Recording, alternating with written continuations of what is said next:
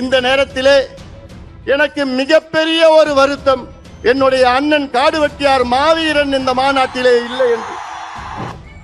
இன்று மட்டும் என் அண்ணன் காடுவெட்டியார் இருந்திருந்தால் நானும் அவருடைய அன்பு தம்பியை போன்று அந்த பகுதியிலே நான் அமர்ந்து கொண்டிருப்பேன். முதலமைச்சர் சொல்வது தமிழக அரசிற்கு கணக்கெடுப்பு நடத்த அதிகாரம் இல்லையா உங்களுக்கு? பிறகு உங்கள் தந்தை எப்படி எடுத்தார்? கடந்த காலத்திலே எம்ஜிஆர் அவர்கள் எப்படி எடுத்தார்கள்? இங்க நிகழ்ச்சி போட்டதெல்லாம் உங்களுக்காக, உங்களை தெரிஞ்சு கொள்ளணும், உங்க வரலாறு தெரிஞ்சுக்கணும் தான் போட்டிருக்கு. ஏன்னா நீங்க யார் யார் பின்னாடியே போயிட்டு இருக்கீங்க. அடுக்கு மொழியில வசனம் பேசினா முன்னாடி போயிட்டு இருக்கீங்க, சினிமாவில் நடிச்சா போயிட்டு இருக்கிறீங்க.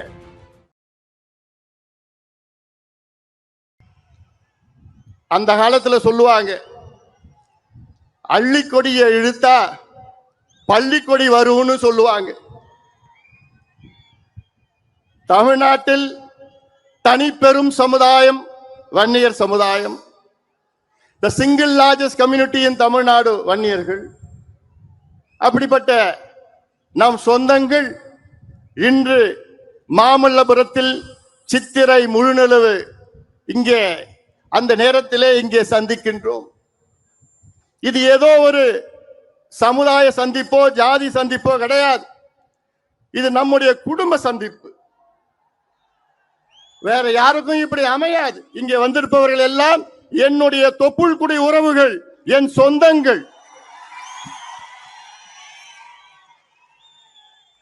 இங்கே ஏதோ வந்தமா போனமா கிடையாது.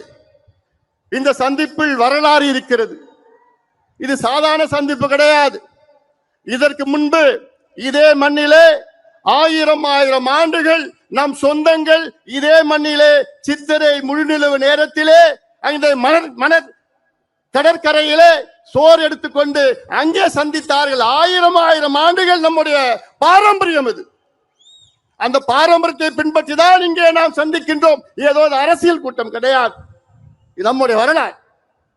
இந்த சந்திப்பில் எனக்கு இவ்வளோ எழுச்சியாக நடைபெறுகின்ற இந்த மாநாடு, தமிழ்நாட்டின் வரலாற்றில் இப்படி ஒரு மாநாடு யாரும் நடத்தியது கிடையாது என்று அவ்வளோ செய்திகள் என்று எனக்கு வந்து கொண்டிருக்கின்றன.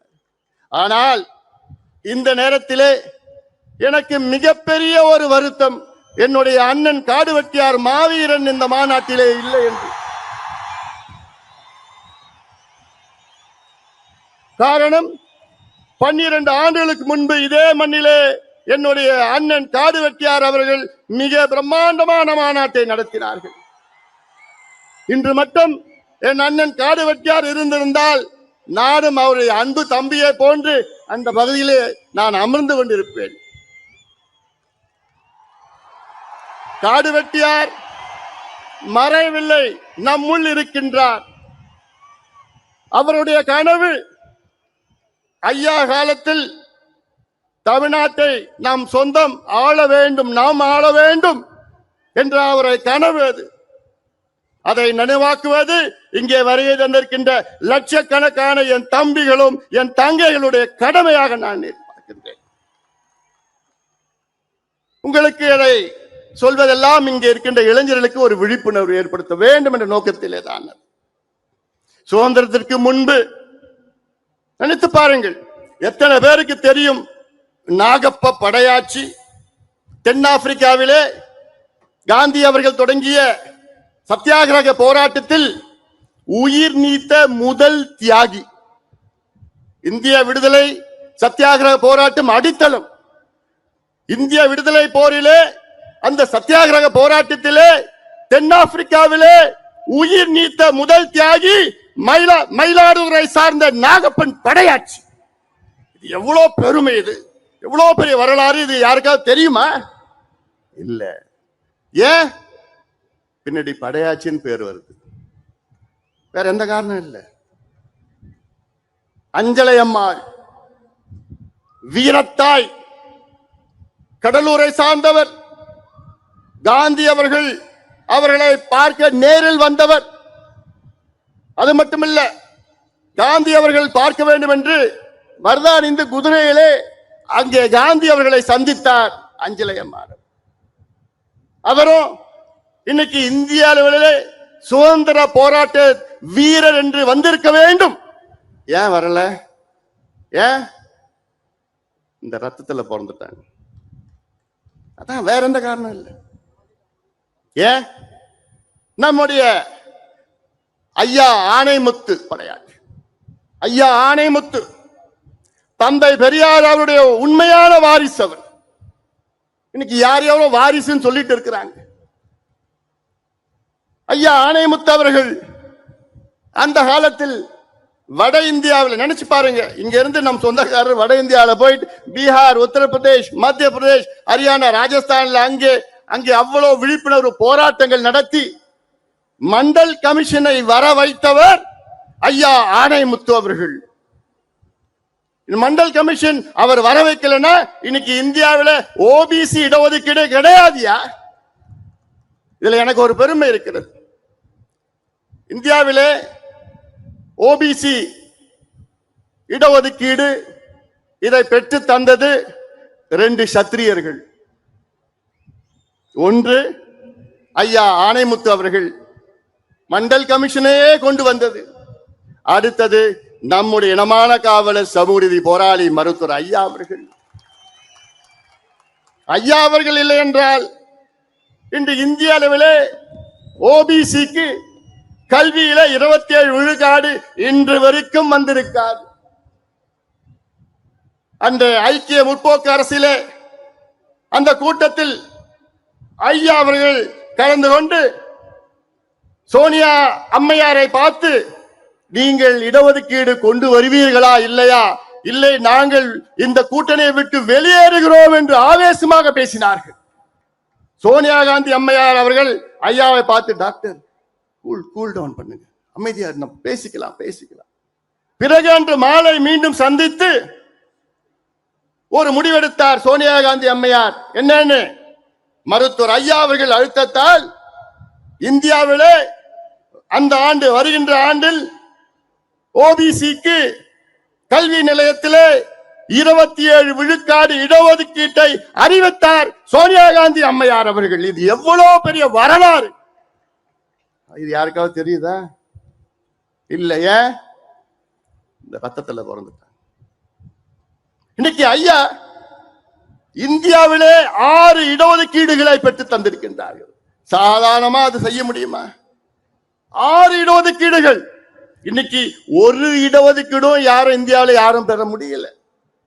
ஆனால் நினைத்து பாருங்கள், ஐயாவுடைய ஆவணப்படத்தில் நீங்க பார்த்திருப்பீங்க, அருந்ததிகளுக்கு 3 விழுக்காடு, இஸ்லாமியர்களுக்கு 3.5 விழுக்காடு, எம்பிசி 20 விழுக்காடு, வன்னியர்களுக்கு 10.5 விழுக்காடு, மத்தியிலே மருத்துவத்துறையிலே பட்டியலின மக்கள், பழங்குடி மக்களுக்கு 22.5 விழுக்காடு இடஒதுக்கீடு, இதர பிற்படுத்தப்பட்ட மக்கள் ஓபிசிக்கு 27 விழுக்காடு. இதுதான் வரலாறு.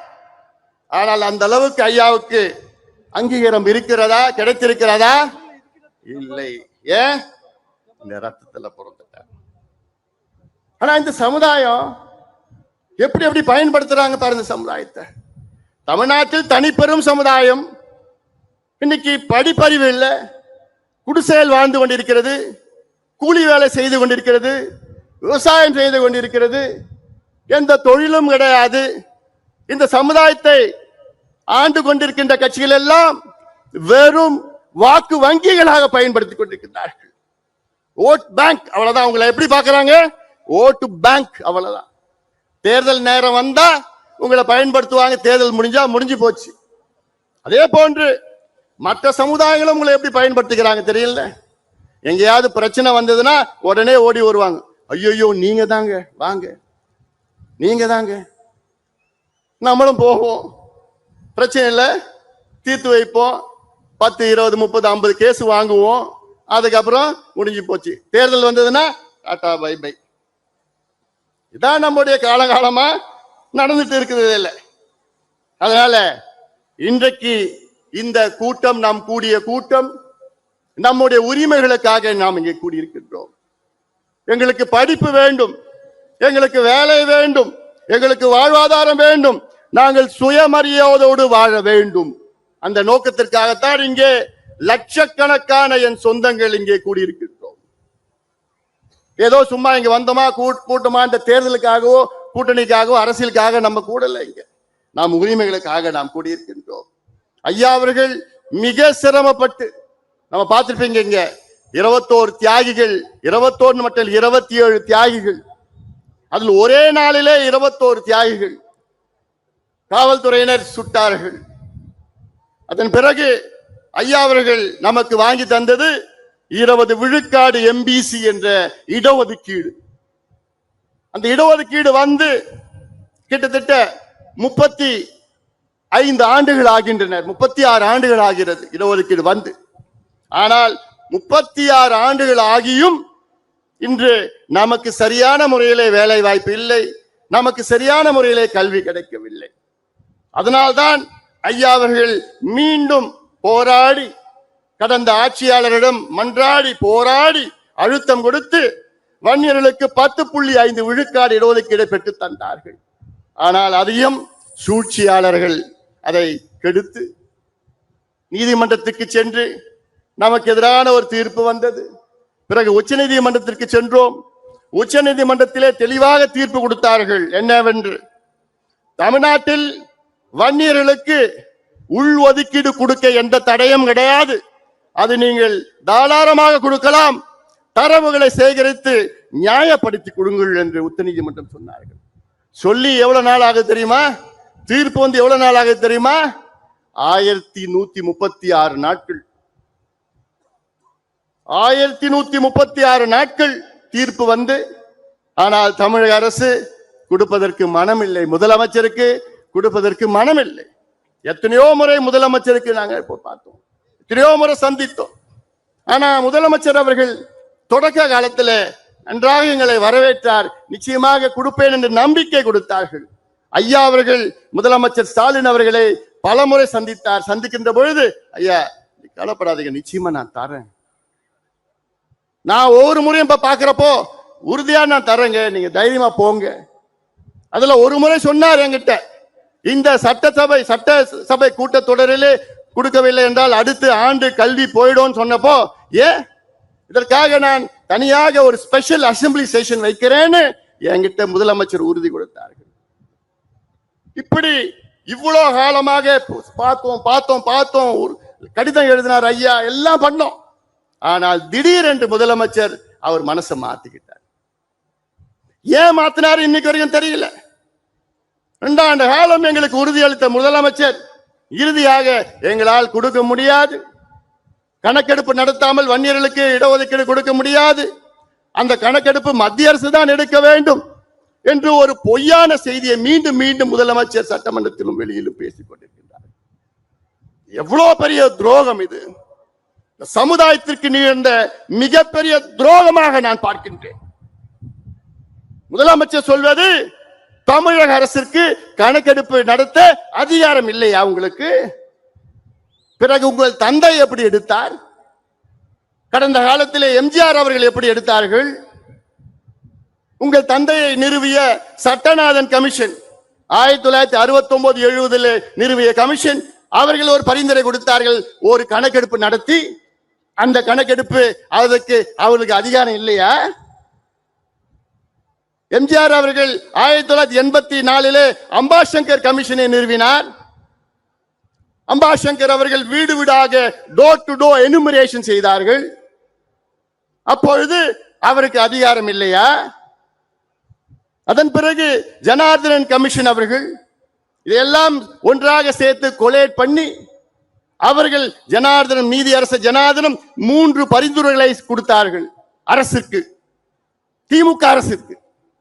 ஒன்று, அருந்ததியர்களுக்கு 3 விழுக்காடு உள்ஒதுக்கீடு கொடுக்க வேண்டும் என்று நீதியரசர் ஜனார்தனம் பரிந்துரை கொடுத்தார்.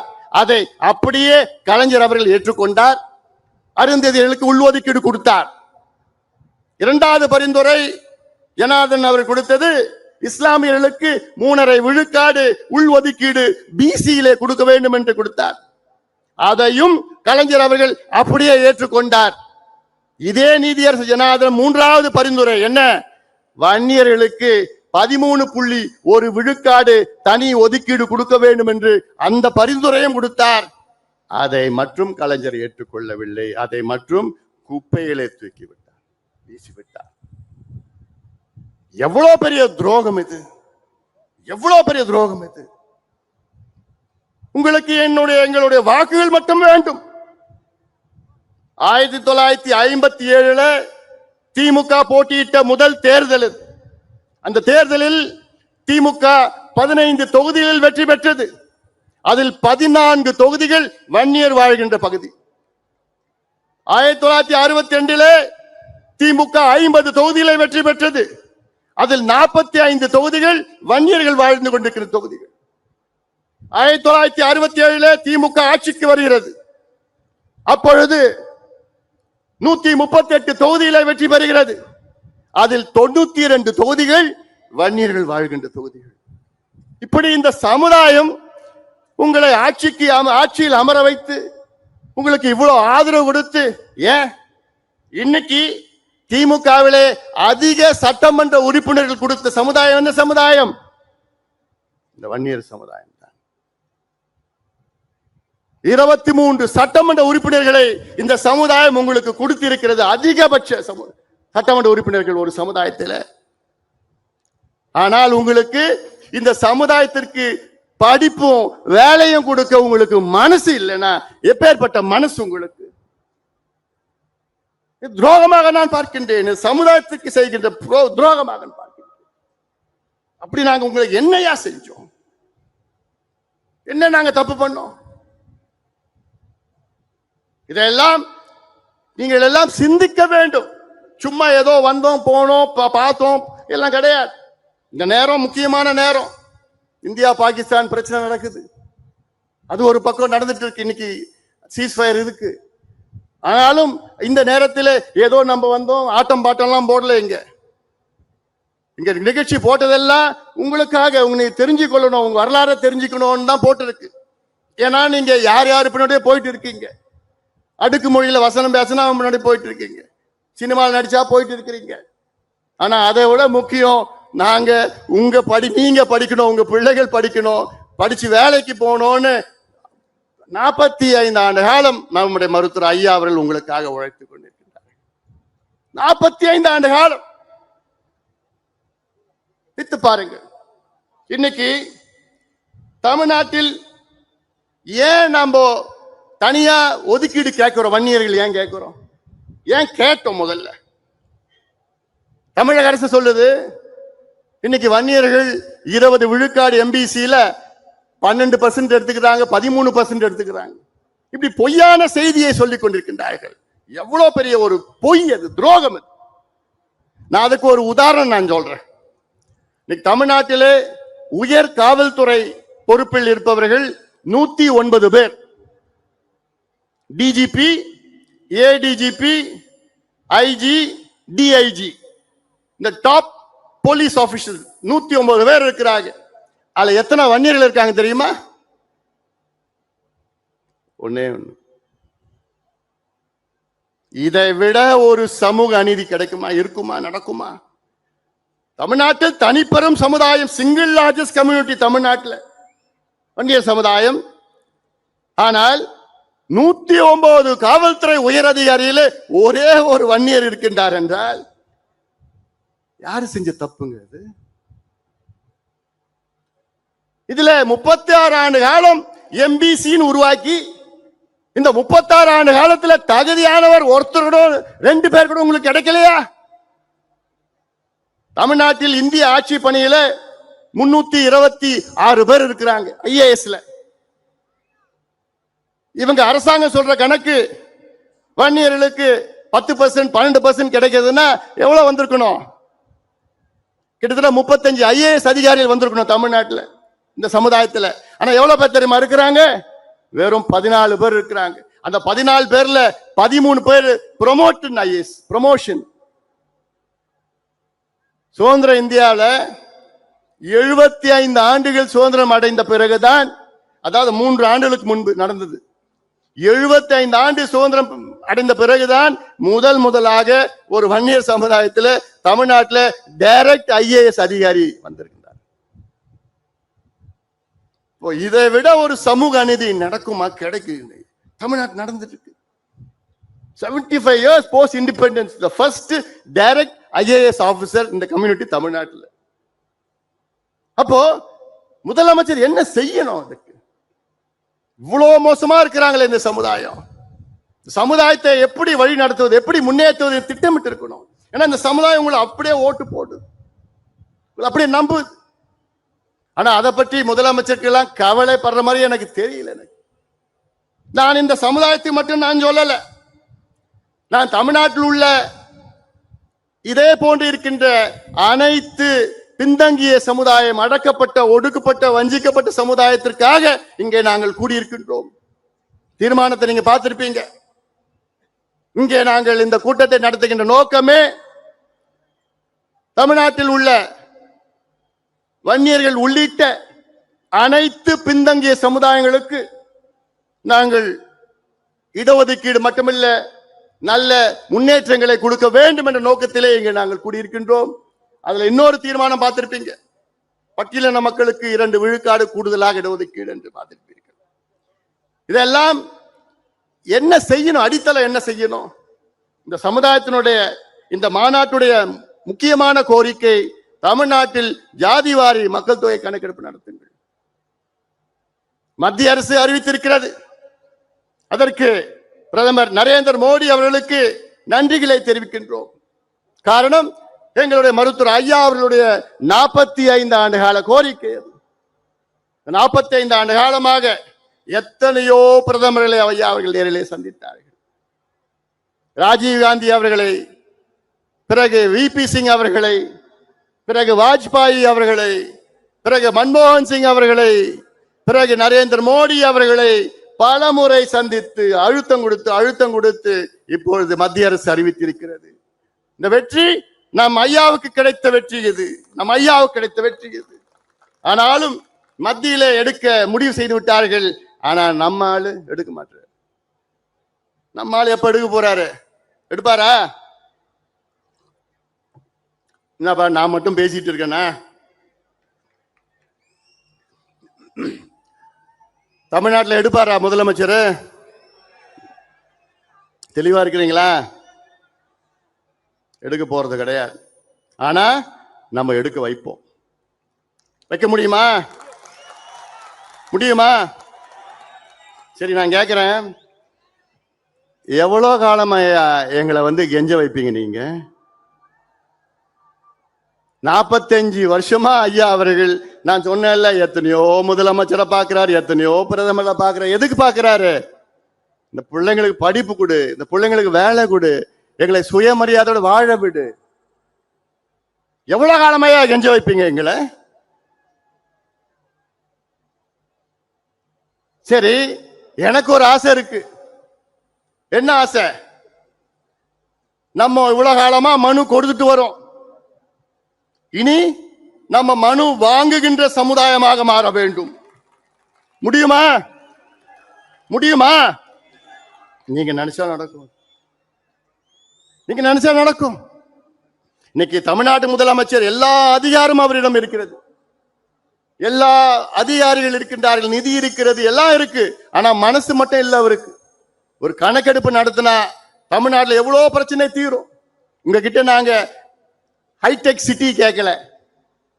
இவங்க நினைச்சிட்டு இருக்காங்க ஒரு தமிழ்நாட்டினுடைய வளர்ச்சி என்றால் எல்லாம் மாலும் கட்டிட்டு, டைடல் பார்க் கட்டிட்டு, hi-tech city, intellectual city, road பெருசா போட்டுவிட்டு, ஏர்போர்ட் பெருசா கட்டிக்கிட்டு, அதெல்லாம் நினைச்சிட்டு இருக்காங்க. இதுதான் வளர்ச்சின்னு நினைச்சிட்டு இருக்காங்க. அது என்னை பொறுத்த வரைக்கும் வளர்ச்சியா நான் பார்க்கல.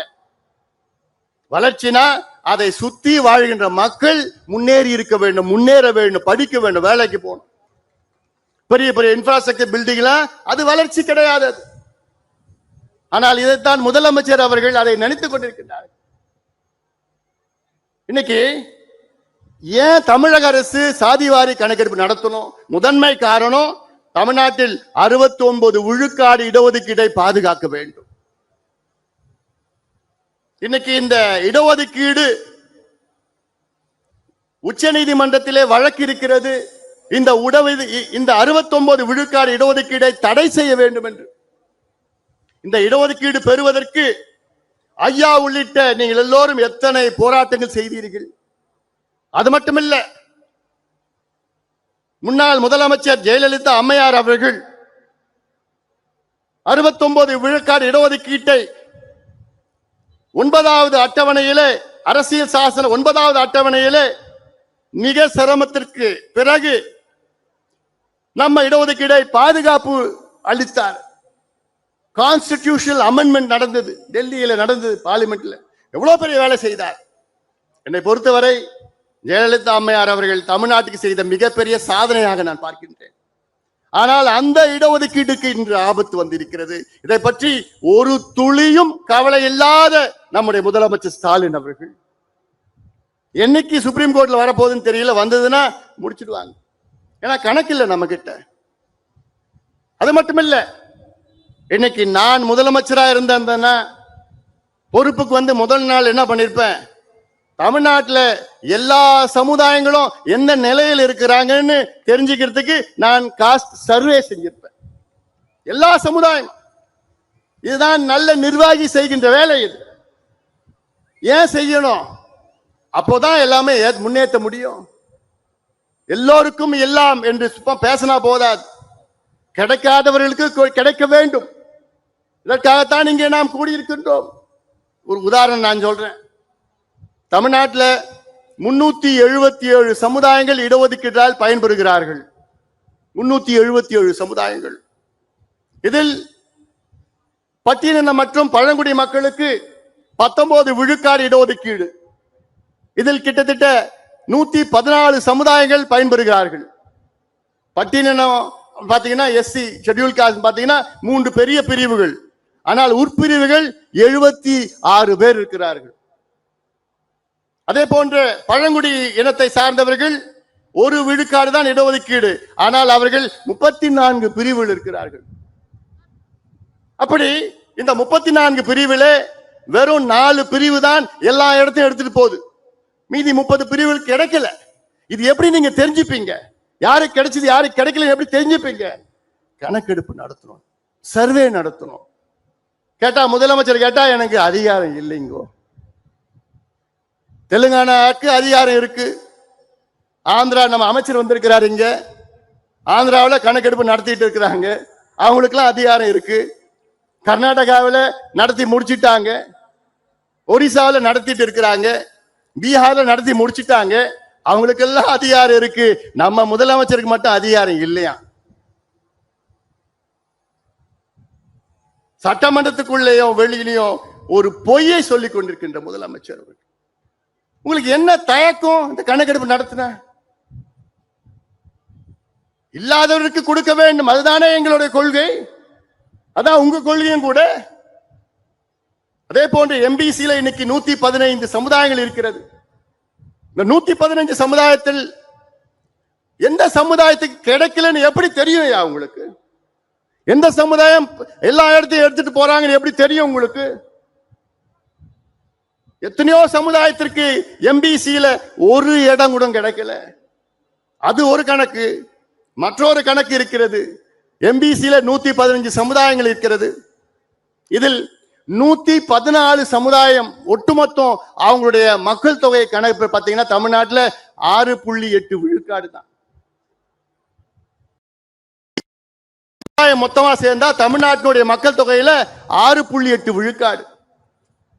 ஆனால் ஒரு சமுதாயம், வன்னிய சமுதாயம் மட்டும் நீங்க கணக்கெடுப்பு நடத்தி பார்த்தீங்க, மக்கள் தொகை கணக்கெடுப்புல 14.2 விழுக்காடு. அது பழைய கணக்கு. இன்னைக்கு கிட்டத்தட்ட 18 விழுக்காடு மக்கள் தொகையில கணக்கு. ஆனால் வன்னியர்களுக்கு நான் சொன்னேன்ல, 109 காவல்துறை உயர் அதிகாரியில ஒருத்தர் தான் வன்னியர்னா இதுல இருந்து என்ன தெரியுது? இவங்களுக்கு ஏதோ படிப்பும் இல்லை, வேலையும் கிடைக்கல, எல்லாம் கூலி வேலை. கேரளாவில் ஈழவர் சமுதாயம், தமிழ்நாட்டில் வன்னியர்கள் போன்று கேரளாவில் ஈழவர் சமுதாயம் மிக மிக மிக மிக பின்தங்கிய சமுதாயம். இந்த சமுதாயத்தில் நம்முடைய மருத்துவர் ஐயா போன்றாங்க நாராயண குரு அவர்கள் தோன்றினார். சமுதாயத்தை திரட்டி போராட்டங்கள் நடத்தினார்கள். இன்னைக்கு கேரளாவில் ஈழவ சமுதாயத்திற்கு தனியாக 14 விழுக்காடு இடஒதுக்கீடை அந்த அரசு வழங்கியிருக்கிறது. 14 விழுக்காடு. அவர்களும் நம்ம போன்ற 18-20 விழுக்காடு அங்கே மக்கள். அது மட்டுமல்ல, கேரளாவிலே எந்த சமுதாயம் 2.5 விழுக்காட்டுக்கு மேல் இருக்கிறதோ அவர்களுக்கு தனி இடஒதுக்கீடு அங்கே கேரளாவில் கொடுக்கிறார்கள். எல்லாம் கற்றுக்கொள்ளுங்கள். சமூக நீதி பத்தி பேசினா போதாது. நான் தந்தை பெரியாருடைய வாரிசு, தந்தை பெரியார் தாத்தா. சமூக நீதி மண்ணுன்னு பேசிட்டு இருக்கீங்களே, ஒன்று மண்ணாங்கட்டியும் கிடையாது. இதெல்லாம் பேசுறதுக்கு உங்களுக்கு தகுதி கிடையாது. இதான் நாங்க கோரிக்கையா வச்சிருக்கிறோம். இங்க கணக்கெடுப்பு நடத்துங்க, இல்லாதவருக்கு கொடுங்க. ஏன் இன்னொன்னு நான் சொல்றேன், ஒரு படி மேல போறேன். நீங்க கணக்கெடுப்பு நடத்துனீங்கன்னா ஓபன் காம்படிஷன், முன்னேறிய வகுப்பினர் இல்ல, அதுல யார் பின்னங்க இருக்கிறா அவர்களுக்கு நீங்கள் ஏதாவது சலுகைகள் கொடுக்கலாம், நலத்திட்டங்கள் கொடுக்கலாம், கடன் கொடுக்கலாம் அவர் முன்னேற்றுவதற்காக. இதற்கு எப்படி தெரியும்னா கணக்கெடுப்பு நடத்தணும். இந்த கணக்கெடுப்பு யாரு வேணா நடத்தலாம். ஐயா, இந்திய நாடாளுமன்றத்திலே 2008 ஒரு சட்டத்தை நிறைவேற்றினார்கள். இந்திய மக்கள் தொகை புள்ளியியல் சேகரிப்பு சட்டம், இந்தியன் ஸ்டாட்டிஸ்டிக்கல் ஆக்ட் 2008. இந்த சட்டத்தின்படி இந்தியாவிலே மத்திய அரசு கணக்கெடுப்பு நடத்தலாம், மாநில அரசு கணக்கெடுப்பு நடத்தலாம், உள்ளாட்சி பிரதிநிதிகள் கணக்கெடுப்பு நடத்தலாம், ஏன் பஞ்சாயத்து தலைவர் கூட கணக்கெடுப்பு நடத்தலாம். ஒரு பஞ்சாயத்து தலைவர் இந்த சட்டத்தின் கீழ் அவர் பஞ்சாயத்துல எத்தனை வீடு இருக்கு, அந்த வீட்டில் என்ன வீடு, கூரை வீடா கல்லு வீடா, அந்த வீட்டில் எத்தனை பேர் இருக்கின்றார்கள், அவர்கள் எந்த சமுதாயத்தை சார்ந்தவர்கள், எந்த மதத்தை சார்ந்தவர்கள், எந்த மொழி எந்த இனத்தை சார்ந்தவர்கள், அவங்க படிச்சிருக்கிறாங்களா, பட்டதாரி இருக்கிறாங்களா, அவங்க வீட்டுல கழிப்பறை இருக்கிறதா, மின்சாரம் இருக்கிறதா, சைக்கிள் இருக்குதா, பைக் இருக்குதா, நிலம் இருக்குதா, இந்த எல்லாம் கணக்கெடுப்பு ஒரு பஞ்சாயத்து தலைவர் எடுக்கலாம். ஆனா நம்ம முதலமைச்சர் எங்களுக்கு அதிகாரம் இல்லைங்கோ, எங்களுக்கு அதிகாரம் இல்லைங்கோ இப்படி என்று போய் சொல்கின்ற ஒரு முதலமைச்சர் பார்க்கிறீங்களா? எதுக்குங்க பயம் உங்களுக்கு? ஆனா ஒண்ணு நான் சொல்றேன், ஆனா கலைஞர் இன்னைக்கு இருந்திருந்தேன்னா நான் ஒரே கையெழுத்துலாம் யோசிக்க மாட்டார். கணக்கெடுப்பு நடத்தி எல்லாருக்கும் என்ன, எல்லாருக்கும் நாங்க கேட்கறது எங்களுக்காக நாங்க கேட்கல, கிடைக்காதவங்களுக்கு நாங்க கேட்கிறோம். ஏன்னா இந்த சமுதாயம் அப்படிப்பட்ட சமுதாயம், உங்களுக்கு எல்லாம் சோறு போடுற சமுதாயம். நான் உங்களுக்குன்னு சொன்ன இந்த நேரலை மூலியமாக பார்த்து கொண்டிருக்கின்ற மக்கள், கோடிக்கணக்கான மக்கள் நான் சொல்றேன். நீங்க இந்த மக்கள் மட்டும் இல்லைன்னா தமிழ்நாட்டு மக்கள் சோறு சாப்பிட முடியாது. இந்த மக்கள் மட்டும் இல்லைன்னா, இங்க இருக்கின்ற மக்கள் மட்டும் இங்க இல்லைன்னா வீட்டுல நீங்க நிம்மதியா வாழ முடியாது. ஏன்னா உங்க வீடு கட்டி கொடுக்கிறது இந்த சமுதாயம் தான். உங்களுக்கு சேத்துல நின்று உங்களுக்கு சோறு போடுறது இந்த சமுதாயம் தான். நீங்க கார்ல ஹாயா ரோட்ல போறீங்க இல்ல, அந்த ரோடு போடுறது இந்த சமுதாயம் தான். உங்களை மானத்தை காப்பாத்துறது, நீங்க போடுற ட்ரெஸ் போடுறீங்கல்ல, அந்த பருத்தியை விளைய வைக்கிறது இந்த சமுதாயம் தான்.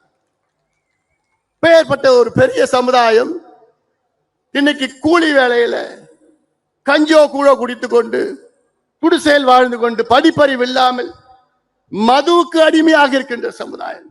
நீ வேலை கொடுத்தனா இந்த பிள்ளை ஏன் மது கடைக்கு போறான், நீ வேலை கொடுத்தனா ஏன் இந்த போதை பழக்கத்துக்கு அடிமையாக்க போறான். வட தமிழ்நாட்டில் பாத்தீங்கன்னா எங்க பார்த்தாலும் டாஸ்மாக் விற்பனை. ஓஹோ, காரணம் பிள்ளைங்களுக்கு வேலை கிடையாது, படிப்பு கிடையாது. இதை உருவாக்குங்கள் என்று மருத்துவர் ஐயா அவர்கள் கெஞ்சிட்டு இருக்காரு. 45 ஆண்டு காலம் கெஞ்சிட்டு இருக்கிறார் ஐயா. எவ்வளவு ஆழமாக கெஞ்ச வைப்பீங்க எங்களை? நீங்க எல்லாம் முடிவு பண்ணா போதும், கட்சியெல்லாம் பார்க்காதீங்க. வரும் காலம் நம் காலம், அந்த முடிவை நீங்க எடுங்க. என் தம்பிகள் என் தங்கைகள், நீங்க முடிவெடுத்தா போதும். யாரோ பின்னாடி போறீங்க, போவாதீங்க.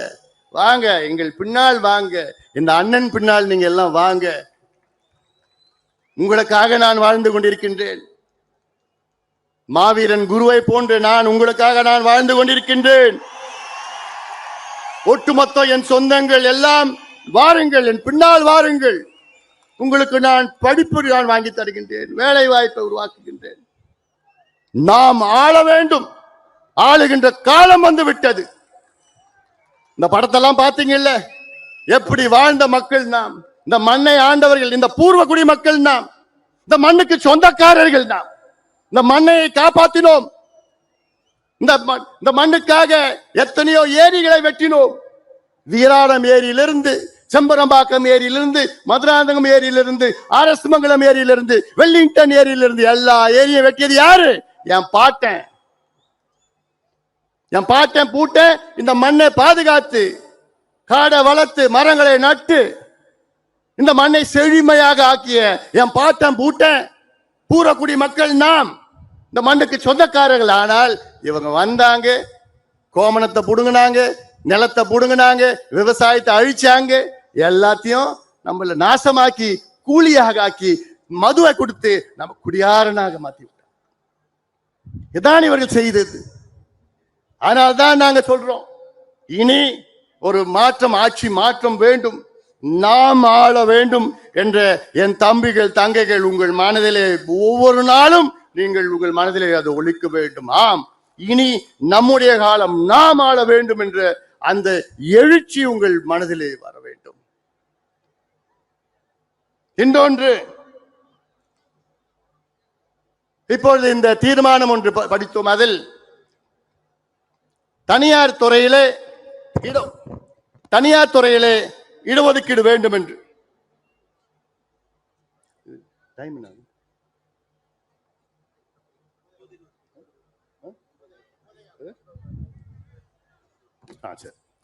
தனியார் துறையில இடஒதுக்கீடு வேண்டும். எதுக்கு வேணும்?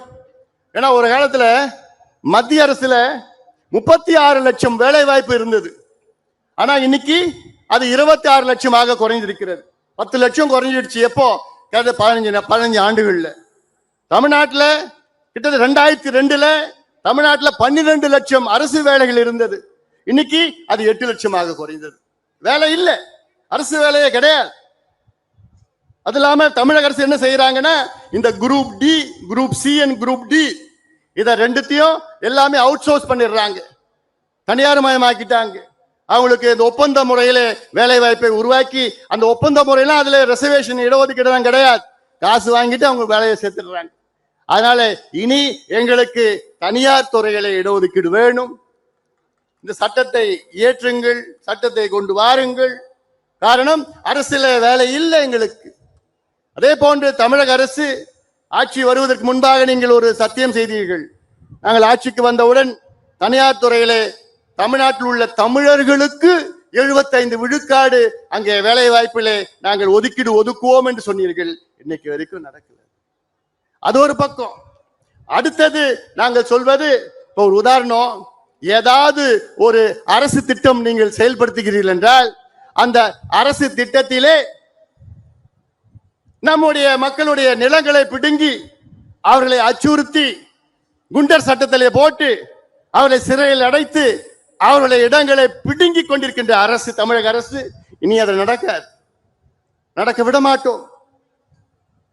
அதாவது நான் ஆட்சியில இருந்தோம்னா, நம்ம ஆட்சியில இருந்தா, நான் முதலமைச்சரா இருந்தா என்ன பண்ணும் தெரியுமா?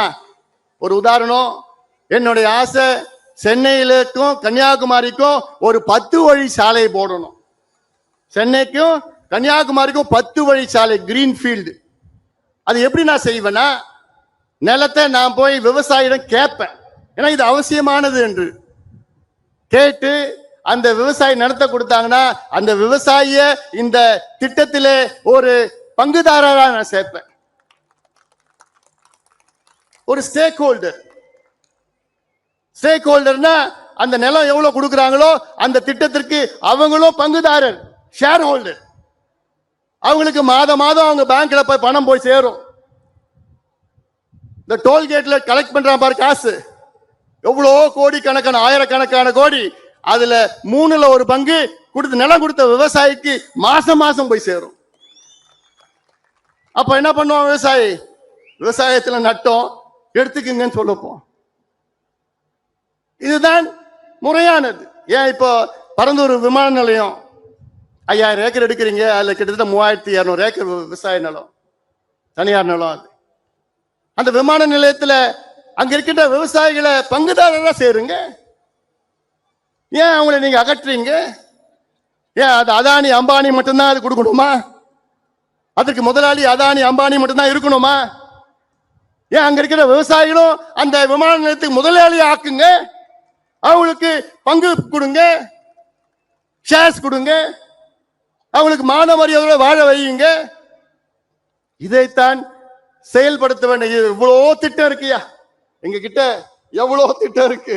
ஆனா அந்த அதிகாரம் தான் கிடையாது. நீங்க மட்டும் நினைச்சு அந்த அதிகாரத்தை நீங்க மட்டும் கொடுத்தீங்கன்னா தமிழ்நாட்டை சிங்கப்பூருக்கு நிகராக எங்களால் மாற்ற முடியும். அது எங்களால் மட்டும்தான் முடியும், நம்மளால் மட்டும்தான் முடியும், வேற யாரால முடியாது, யாரும் தெரியாது. ராத்திரி 2 மணிக்கு என்னை எழுப்பி கூப்பிட்டா, எழுப்பிட்டு தமிழ்நாட்டில் என்ன பிரச்சனை இருக்கு, ராமநாதபுரம் மாவட்டத்தில் என்ன பிரச்சனை இருக்குன்னா 2 மணிக்கு நான் சொல்லுவேன். நான் ராமநாதபுரத்தில் இந்த பிரச்சனை, இந்த தீர்வு, அந்த பிரச்சனைக்கு தீர்வு, அந்த ராமநாதபுரத்தில் இந்த ஒன்றியத்தில் இந்த பிரச்சனை, இல்ல ஆர்எஸ் மங்கலம் ஏரியில் இந்த பிரச்சனை, இப்படி எல்லாம் என்னால சொல்ல முடியும். தமிழ்நாட்டில் 38 மாவட்டத்தில் உள்ள என்னென்ன பிரச்சனை இருக்கிறோ அத்தனையும் எங்களால சொல்ல முடியும். பிரச்சனை மட்டுமில்ல, அதற்கு என்ன தீர்வுன்னு சொல்ல முடியும். அதுதான் நமக்கும் மற்றவர்களுக்கும் வித்தியாசம். ஆக தமிழக மக்களே, எங்களுக்கு ஒரு வாய்ப்பளியுங்கள். சமுதாயத்துக்கு நான் கேட்க, சமுதாயத்துக்கு மட்டும் நான் கேட்கல, சமூக நீதிக்கு ஒரு வாய்ப்பளியுங்கள். நாங்கள் ஆட்சிக்கு வந்தால் தமிழ்நாட்டில் உள்ள சமூக நீதி, உண்மையான சமூக நீதியை நாங்கள் நிலைநாட்டுவோம். போலியான சமூக நீதி இப்ப இருக்கின்ற போலியான சமூக நீதி போன்று கிடையாது. காரணம், அதில் நாங்கள் ஊறியவர்கள், எங்கள் ஐயா அவர்கள் 45 ஆண்டு காலம் ஊறி இருக்கின்றார்கள். இந்தியாவிலே கிட்டத்தட்ட நினைச்சு பாருங்கள், இந்தியாவிலே 100 கோடி மக்கள் பயன்பெறுகின்ற இடஒதுக்கீட்டை கொண்டு வந்தவர் எங்களுடைய மருத்துவர் ஐயா அவர்கள். 100 கோடினா எப்படி நான் கேட்பீங்க? ஓபிசி ரிசர்வேஷன் அது 27%, இதே போன்ற SC ST ரிசர்வேஷன் மத்தியில மருத்துவ படிப்புல அதுல 22.5 விழுக்காடு ரிசர்வேஷன். ஆக கிட்டத்தட்ட 100 கோடி மக்கள் பயன்பெறுகிறார்கள் என்றால் அதற்கு ஒரே காரணம் எங்களுடைய மருத்துவர் ஐயா அவர்கள் தான். ஆக இதையெல்லாம் மாற்றி அமைக்க நாம் எல்லோரும் இன்று இனி வரும் காலத்திலே ஒன்று கூடுவோம். மீண்டும் சொல்கின்றேன், என்னுடைய அன்பு அண்ணன் காடுவெட்டியாருடைய அன்பு கனவு, ஆசை கனவு, நாம் ஆள வேண்டும், நாம் ஆள வேண்டும். அந்த காலத்தில் எப்படி வாழ்ந்தோம், எப்படி வீழ்ந்தோம், இன்று எப்படி இருக்கின்றோம், இதை நீங்கள் ஒவ்வொருவரும் மனதிலே வைத்துக் கொள்ள வேண்டும். ஒவ்வொருவரும் மனது வைத்துக் கொண்டு அது வரும் காலத்திலே நாம் எல்லோரும் ஒன்றாக இணைவோம்.